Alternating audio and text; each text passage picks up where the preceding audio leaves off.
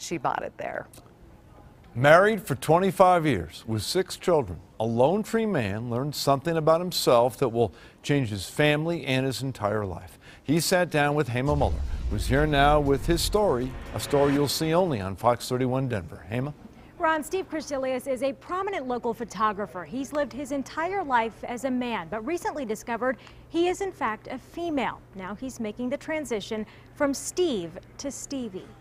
This one went around the world. This is during Obama's acceptance speech. Steve Crisilius has had a stunning career as a photographer, but behind the camera, he was hiding.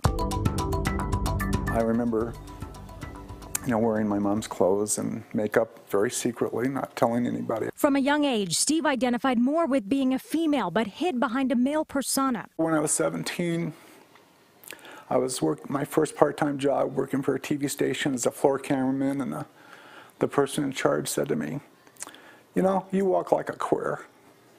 And I thought I was hiding who I was, and I wasn't.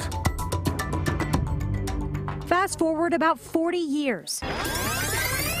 I had a kidney stone, and we're in the emergency room, and the nurse is reading the ultrasound and says, this says you're female. Steve was born intersex, meaning he has both male and female parts. The diagnosis was a shock, but also a relief. It validated how I always felt inside. So he decided to slowly start living as the woman you see now, Stevie. But she had more than just herself to think about. How do you tell your kids that,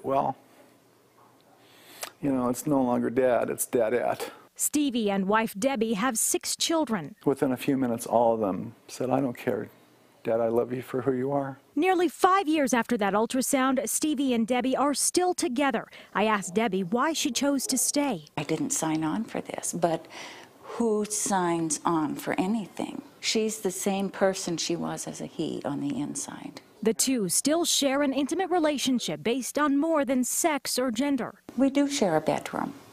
We even share the same bed. She still relates to my heart and soul, and I still relate to hers. And I think that that's the essence of true love. With the support of her family and friends, Stevie is now living the life she's always dreamed of. It's so liberating to be able to be and express how I feel inside. And by sharing her story, she hopes others will be inspired to embrace their true selves the way she has. I am the luckiest woman in the world. I don't think that there's any way that I could be more blessed.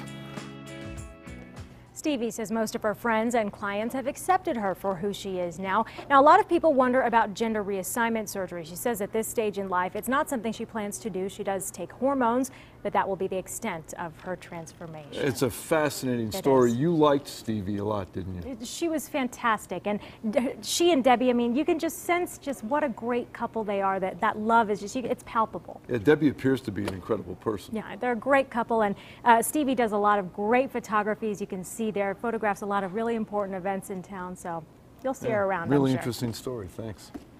Not only that, but it took a lot of courage for her to do that. So hats off to her. Incredible story. Absolutely. Fast fingers and a soulful voice, one Denver musician is ready to bust into the music scene. Slay away slide, fire and cold eyes. You can even Meet Zach Heckendorf, just 19 years old and a self-made rock star. How this Denver teenager managed to make it big all on his own. A group of teachers take a break from the classroom to get a haircut.